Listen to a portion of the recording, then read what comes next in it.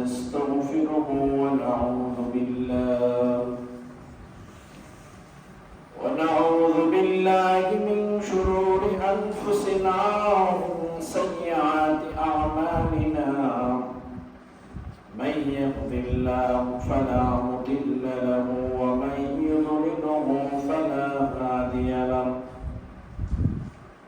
ونشهد أن لا إله إلا الله وأن محمدا عبده ورسوله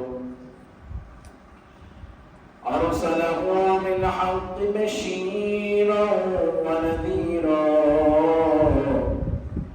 وداعيا إلى الله بإذنه وسراجا منيرا وقد قال الله تعالى في كلامه المجيد وفرقانه الحميد أعوذ بالله من الشيطان الرجيم بسم الله الرحمن الرحيم يا أيها الذين آمنوا توبوا إلى الله توبة نصوحا عسى ربكم أن يكفر عنكم سيئاتكم ويدخلكم جنات تجري من تحتها الأنهار بارك الله لنا ولكم في القرآن العظيم أعوذ بالله من الشيطان الرجيم وقال رسول الله صلى الله عليه وسلم ألا أدلكم على ذلكم ودوائكم ألا إن تضايقكم الذنوب إن الله وملائكته يصلون على النبي يا أيها الذين آمنوا صلوا عليه وسلموا تسليما بلغ العلا بكماله كشف الدجى حسنت جميع خصاله صلوا عليه لا إله إلا الله لا إله إلا الله لا إله إلا الله لا إله إلا الله لا إله إلا الله لا إله إلا الله محمد رسول الله صلى الله عليه وسلم الحمد لله মহান আল্লাহ পাক রব্বুল আলামিন দরবারে লাখ কোটি শুকরিয়া জ্ঞাপন করছি যে রব্বুল আলামিন আজকে এই পবিত্রময় দিনে পবিত্র জুমার দিনে পৃথিবীর লক্ষ মানুষ থেকে বাছাই করে আমাদেরকে আল্লাহর মসজিদে আসার বসার তৌফিকটুকু দান করেছেন। এই জন্য আমরা সকলে শুকরিয়া আদায় করি আলহামদুলিল্লাহ আলহামদুলিল্লাহ। দুরূদ সালাম পেশ করছি মানবতার মুক্তির দিশারি নবীদের নবী সাল্লাল্লাহু আলাইহি আখির জামান নবী মুহাম্মদুর রাসূলুল্লাহ সাল্লাল্লাহু আলাইহি ওয়াসাল্লাম শহীদদের সর্বোচ্চ আত্মার মাগফিরাত কামনা করছি, যারা দ্বীনের জন্য ইসলামের জন্য তাদের বুকের তাদের রক্তকে বিলীন করে দিয়ে আল্লাহর জমিনে আল্লাহর দ্বীনকে বাস্তবায়ন করার চেষ্টা করেছেন। আল্লাহ সুবহানাহু ওয়া তাআলা তাদের সকলকে জান্নাতের সুস্থ মাকাম জান্নাতুল ফেরদাউস নসিব করে দিন, আমিন। সম্মানিত মুসলিম, আজকে এই জুমার দিনে তওবা সম্পর্কে সংক্ষিপ্ত আলোচনা করব। আল্লাহ সুবহানাহু ওয়া তাআলা আমাদেরকে আলোচনা করার, শোনার, আমল করার তৌফিক প্রদান করুন, আমিন। তওবার বিশেষত্বগুলো জানাই, আমরা অনেকাংশে বুঝি যে তওবাটা হচ্ছে এমন একটা সময় তওবা করতে হবে, মৃত্যুর খুব কাছাকাছি সময়। আমার একটা অসুস্থতা আছে বা অসুস্থ হয়ে পড়ে আছে, কারণ মৃত্যু তো কোনো ব্যক্তি নির্ধারিত সময় কেউই জানে না। সেক্ষেত্রে আমরা এটাই ধরে নেই, এটাই ধারণা করে নিই, যদি হঠাৎ করে মারা যায় সেটা গেলাম, কিন্তু যদি অসুস্থ হয়ে মারা যায় তখন তওবার একটা সুযোগ থাকে, সেখানে তওবা করব, ওই সময় তওবা করব। কিন্তু না, আল্লাহ সুবহানাহু ওয়া তাআলা কথা বলেছেন, তওবার সময়টা বলেছেন, আর আমাদের চিন্তা যে তওবা সেটা দুইটাই একেবারে ভিন্ন। আল্লাহ বলেছেন বান্দা যখন গুনাহ চিন্তা করবে, গুনাহ লিপ্ত হবে, তখনই তওবা করবে। সুবহানাল্লাহ। যখন গুনাহ চিন্তা করবে, মনের ভিতরে ওয়াসওয়াসা দিবে, শয়তান লাড়াচাড়া দিবে, তখন কি করো তুমি? আমি আল্লাহর কাছে তওবা করব, আমি আল্লাহর রাস্তাটা, তওবার রাস্তাটা তোমার জন্য সব সময় প্রশস্ততা করে দিয়েছি। যদি বলেন সুবহানাল্লাহ। আমাদের অবস্থাটা হচ্ছে আমরা তখন মারা গেলা আগে যদি সুযোগ পাই, বক্তা লড়ফড় করে পা অবশ্যই আছে, ঠিক সেই সময় তোমার জন্য আমরা যারা জানে তাদেরকে ডাকি, তওবা করি বেশি। কিন্তু না, মৃত্যুর আগ মুহূর্তে কোনো ব্যক্তির তওবা কবুল হয়। তার তওবা কবুল হবে তখন যখন সে সুস্থ অবস্থায়, সুস্থ মস্তিষ্কে ইবাদত বন্দেগী করতে পারবে, ওই সময় সে তওবা করে আল্লাহ তাআলা তওবা কবুল করেন। সুবহানাল্লাহ। আবার কেমন তওবা? পরিশুদ্ধ তওবা, ঈমানদারের ঈমানের হকের দাঁড়িয়ে তওবা। যে এমন তওবা করলাম যে শুধু নামাজ পড়লাম না, আর সারাদিন একটা জিকির মতো থাকলাম। হ্যাঁ, আবার আমাদের ভিতরে কিছু চিন্তাশীল ব্যক্তি আছে, খুব চিন্তাশীল। তারা বলে যে আমি হয়তো নামাজ পড়ি না, কিন্তু আমি খুব ভালো কাজ করি, মানুষের উপকার করে বেড়াই, আমি খুব ভালো কাজ করি, নামাজ না পড়লেও আমি খুব ভালো কাজ করি। কিন্তু যেখানে আল্লাহ সুবহানাহু ওয়া তাআলা বলেছেন যে ব্যক্তি, যে আমার বান্দা ইচ্ছাকৃতভাবে নামাজ ছেড়ে দেয়, সে কুফরি করে, সে মুসলমান থাকে না, সে কাফের হয়ে যায়। নাউযুবিল্লাহ। তাই নেই, কাফেরের সাথে আর আপনার সাথে পার্থক্য হচ্ছে, আল্লাহ বলেছেন একজন ঈমানদারের সাথে, একজন মুমিনের সাথে, একজন মুসলমানের সাথে কাফেরের, যারা কাফের ঈমান হারা, তাদের সম্পর্ক, তাদের পার্থক্যটা একটাই, সেটা হচ্ছে নামাজ। ঈমানদার নামাজ পড়বে, কাফের নামাজ পড়বে। এখন যত কিছু আপনি আমাকে চিনান, যার চিনান না কিনা, আমি খুব ভালো কাজ করি, শুধু নামাজটা করি না, এই শুধু নামাজের ভিতরে ঈমান, শুধু নামাজের মধ্যে কি ঈমান। আপনাকে যত কিছু বলেন, আপনি আর করে, হ্যাঁ, মানুষের ভালো কাজ করতে করতে নামাজের সমান হতে যায়। আল্লাহ বলেছেন এই ভালো কাজে আমার কাছে বিন্দু পরিমাণ কোনো মূল্য নাই। তুমি যখন আমার কাজ করবে, ভালো কাজ করো, ভালো কাজের আগে নামাজটা আদায় করতে। আমার কোনো মানুষ আছে নিজের দোষটা খুব কম দেখে, মানুষের দোষটা খুব বেশি দেখে, কার সাথে নামাজ পড়বো, হ্যাঁ নামাজ পড়ি না করে, হ্যাঁ নামাজ পড়া ওইটা করে, আমি কার সাথে নামাজ পড়বো, মানে এমন বোঝা যাইতেছে উনি একমাত্র এই জায়গার মধ্যে আল্লাহর ওলি, বাকিগুলো সব হয়। নাউযুবিল্লাহ। এরকম চিন্তাশীল ব্যক্তি আমাদের মাঝে আছে। আল্লাহ বলেছেন কার সাথে নামাজ পড়বা, কখন নামাজ পড়া, কিভাবে নামাজ পড়া, সেটা তোমার দেখার দরকার নাই। তোমার দরকার আল্লাহর হুকুম পালন করা, তোমার দরকার তওবা করা, তোমার দরকার সৎভাবে থাকা, তোমার দরকার হালাল ভাবে থাকা, এটাই তোমাকে করতে হবে। সুবহানাল্লাহ। তাহলে আমরা যদি কি দোষারোপ করি, এই দোষারোপ আল্লাহ বলেছে এটা আমি জানিই না, তুমি তোমার মতো করে চিন্তাশীল হও, চিন্তাশীল হলেই দেখবা তুমি একদিন নিজকে নিজের সময়টা শেষ হয়ে গেছে, সময় শেষ হয়ে গেছে, তোমার চিন্তা শক্তি এখনো শেষ হয়। তারপর দেখবেন যারা ভিতর নিয়েছে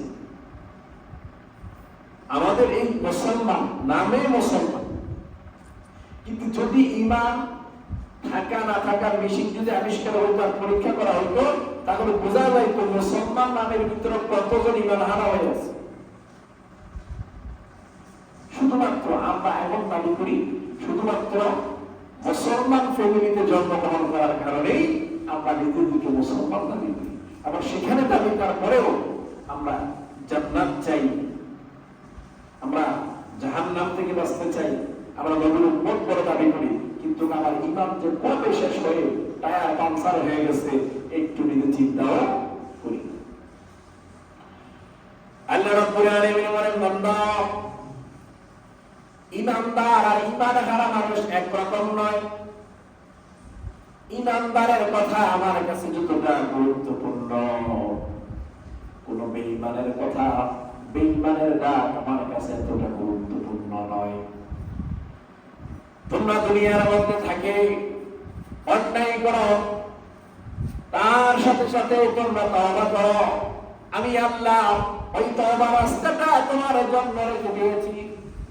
আল্লাহ বলেছেন, ইয়া আইয়ুহাল্লাযীনা আমানু তুবু ইলাল্লাহি তাওবাতান নাসুহা। তোমার জীবনের যত কিছু হয়েছে, যত পাহাড় পরিমাণ পাহাড় থেকে পড়ে যদি অন্যায় হয়ে যায়, পাহাড়ের পরে যখন অন্যায় করে ফেলো,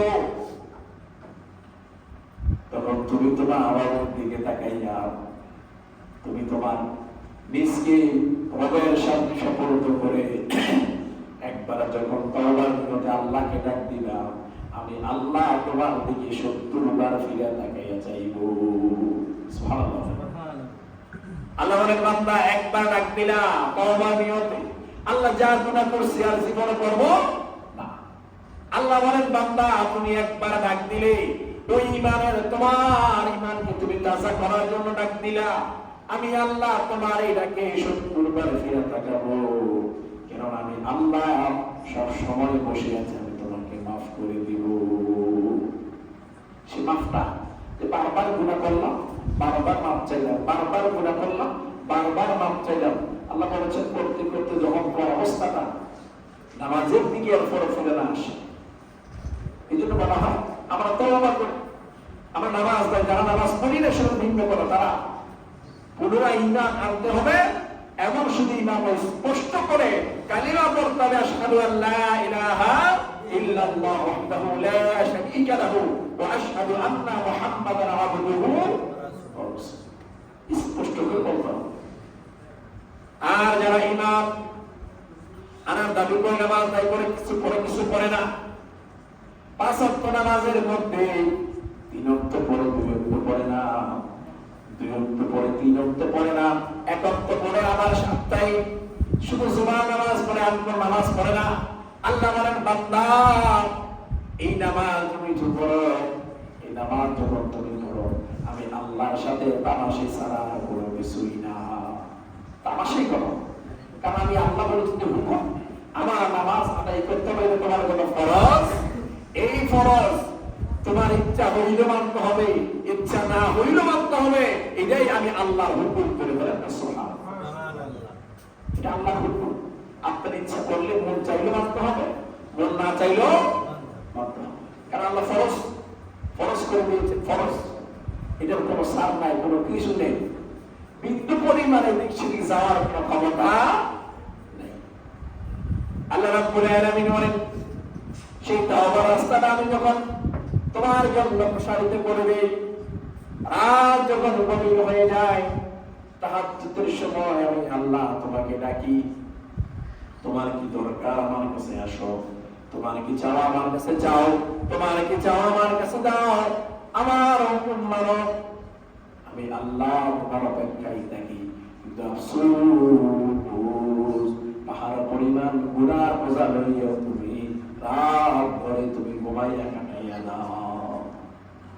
তুমি ফরজও করো না, কোনো কিছু না। তোমার রাত কখন যায়, রাত কিভাবে যায়, রাত কোন অবস্থায় যায়, তুমি নিজেও চিন্তা করো না। এই জন্য আল্লাহ রাব্বুল আলামিনের বান্দা, তোমার ইমানদারিত্বের কথা তোমার ভিতরে থেকে যায়, তোমার ইমানদারিত্বের কথার প্রশ্ন এদিকে আসে না। তুমি নিজেকে বড় ইমানদার দাবি করো, মুখে ইমানদার দাবি করো, কিন্তু নামাজ আদায় করো না, তুমি ইমানদার হতে পারবে না। তুমি ইমানদার না, তুমি যতই দাবি করো না কেন, তোমার নামাজ নাই, তোমার কথার কাছে কোনো মিল নাই, তোমার কথার কাজের সাথে কোনো মিল নাই। তুমি নিজেকে খুব গম্ভীরতা দেখাও, নিজেকে সবার উপরে তো রাখতে চাও, সবার উপরে রাখো। আল্লাহ বলেছেন এগুলো সব ধোঁকাবাজি, এগুলো সব ফাতরামি, এগুলো আমি আল্লাহর কাছে কোনো কিছু আসে না, এগুলো আমি আল্লাহ পছন্দ করি না। তোমাদেরকে আমি আল্লাহ বেঈমানদের কাতারে রাখি। জোরে বলে নাউযুবিল্লাহ। তাও যখন মারা হয়, আমরা যখন বলি আল্লাহ রাসূল সাল্লাল্লাহু আলাইহি ওয়াসাল্লাম বলেন, তোমার মনের দুশ্চিন্তা, তোমার তাওবার কথা যখন বলি, তোমার মুখের ভাষার কথা যখন বলা হয়, মানুষের অন্তরের গুনার কথা বলা হয়, অন্তরের গুনাহ জমে গেছে, আল্লাহ রাসূল বলেন, ও সাহাবীরা, তোমাদের অন্তরের গুনার কথা যখন বলা হয়, ওই গুনাহ গুনাহ হয়ে গেছে, এটার মেডিসিন কি আমি তোমাদেরকে জানাই দেব না? এই যে গুনাহ অবস্থানটা রোগ ধরে গেছে, গুনাহ হইতে হইতে গুনাহ সঙ্গে সঙ্গে অন্তরের মধ্যে রোগ হয়ে গেছে। রাসূল সাল্লাল্লাহু আলাইহি ওয়াসাল্লাম বলেন, আমি কি তোমাদের সেই রোগের ওষুধের কথা বলবো না? আল্লাহ রাসূল সাল্লাল্লাহু আলাইহি ওয়াসাল্লাম যখন বলা হলো, সাহাবীরা বলেন, ইয়া রাসূলুল্লাহ, ইয়া হাবিবাল্লাহ, আপনি যদি আমাদেরকে সেই অন্তরের রোগের মেডিসিনের কথা না বলে দেন, আমরা কোথায় থেকে শুনবো, আমরা কোথায় থেকে জানবো? তখন আল্লাহ রাসূল সাল্লাল্লাহু আলাইহি ওয়াসাল্লাম চিন্তা বারবার বললেন, ওই মেডিসিন একটাই, ওই রোগের ওষুধ একটাই, সেটা কি? আস্তাগফিরুল্লাহ, আস্তাগফিরুল্লাহ, আস্তাগফিরুল্লাহ। বলেন সুবহানাল্লাহ। যে ব্যক্তি বেশি বেশি করে তাওবা করে, ইস্তিগফার করে, তার অন্তরের গুনাহ আল্লাহ maaf করে দেয়। সুবহানাল্লাহ। অন্তরের গুনাহ আল্লাহ maaf করে দেয়, কারণ অন্তরের গুনাহ হচ্ছে বোঝার মতো হয়ে গেছে, কালো হয়ে গেছে, কুৎকীর্ণ হয়ে গেছে। সেখান থেকে বাঁচতে হলে, সেখান থেকে উদ্ধার হতে হলে তোমাকে নামাজের পড়ে সেখানে বসে বসে তাসবিহ পড়তে হবে, ইস্তিগফার পড়তে হবে। সেই ইস্তিগফারই তোমার এই অন্তরের গুনাহগুলো আস্তে আস্তে কাটাই নিয়ে চলে। বলে না সুবহানাল্লাহ। শরীরের ভেতরে চর্বি জমে যায়, ডাক্তার মেডিসিন দেয়, ডাক্তার নিয়ম কারণ বলে, খাবার কমায় দেওয়ার কথা বলা হয়, সবজি থেকে শুরু করে সালাদটাকে খাওয়ার জন্য বলে, আস্তে আস্তে করে ওই শরীরে যে রক্তের মধ্যে যে টক্সিনগুলো জমা হয়েছে, রক্তের মধ্যে শর্করা জমা হয়েছে কমানোর জন্য। আল্লাহ বলেন, বান্দা, অন্তরের রোগ কমানোর জন্য আমি আল্লাহ যেটা দান করেছি সেটা হচ্ছে তাওবা। সুবহানাল্লাহ। তবে তা উত্তরস্ত হবে, সেই তাওবা আল্লাহ কবুল করেন তখন যখন সে বান্দা একনিষ্ঠভাবে আল্লাহর কাছে ক্ষমা চাইবে, বান্দা যখন একনিষ্ঠভাবে আল্লাহর কাছে মাপ চাইবে, আর নামাজগুলো পরিপূর্ণরূপে আদায় করবে। আমরা দুনিয়ার মতো দুনিয়ায় বলিয়া ব্যস্ত। একটু চিন্তা করেন, একটা মানুষও গ্যারান্টি দিয়ে বলতে পারবে না যে আমি এতদিন হায়াত পাবো, এত বছর বাঁচবো। তারপরেও অজানা এক দুনিয়ার জন্য আমরা লড়াই করতে করতে করতে করতে নিজের জীবন যৌবন সব শেষ করে দিই। তারপরও দুনিয়ার আফসোস কোনো শেষ হয়? সব শেষ করে দিই। রাত নাই, দিন নাই, নামাজ নাই, রোজা নাই, হালাল নাই, হারাম নাই, সর্ব অবস্থায় নিজের জীবন যাপনকে এই দুনিয়ার মধ্যে সুন্দর রাখার কিভাবে সুন্দর রাখবো, আর একটা অদ্ভুত জিনিস একটা ভিতরে সিঁড়ি কাজ করে, সেটা হচ্ছে ভবিষ্যতের জন্য কি রেখে গেল। ভবিষ্যতের জন্য কি রেখে গেল? ভবিষ্যতের জন্য রাখার তো চিন্তা আপনার কোনো দরকার নেই। আপনি কেন চিন্তা করেন যে আপনার ভবিষ্যৎ আপনি রিজিক যদি না রাখা যান তারা না খেয়ে মারা যাবে, এই কথাটা যদি কারো চিন্তায় এনে এটা শিরক কি করবে? যদি বলে নাউজুবিল্লাহ। কারণ কারো রিজিক কারো হাতে দেওয়া হয় নাই, প্রত্যেক মানুষের রিজিক আল্লাহ তার নিজস্বভাবে ব্যবস্থা করেছেন। যদি বলে সুবহানাল্লাহ। রিজিক এমন একটা জিনিস যেটার জন্য আমরা তওবা করতে বলেছি। নামাজে আসতেছি, একদম নামাজে এখন নামাজে দাঁড়াবো, এর মধ্যে প্রতিবন্ধ যদি একজন আসে তাকে অমুক জায়গায় গেলে 1 ঘন্টা কাজ করলে 10 টাকা দিব, রসুল নামাজ ছেড়ে দিয়ে সেখানে করবে। এটাই হচ্ছে ইমানদারের পরিচয়। এটা ইমানদার, আবার সেই ইমানদার দাবি করে আমরা ইমানদার, আমরা ইমানদার সেটা দাবি করে যে নামাজ পড়তে আসতেছে অথবা বাড়িতে নামাজ পড়তেছে, ঘোষণা হয়ে গেছে এক জায়গায় গেলে তো টাকা দিবে, সেই নামাজ আমরা সব ফলাইয়া টাকার পিছনে ধরে আসতেছি। আমরা ইমানদারের পুরো দাবি করি। আমার দিন শেষে বলি যে আল্লাহ আমাদেরকে বানাইছে, জান্নাতটা আমাদেরকে দিবে।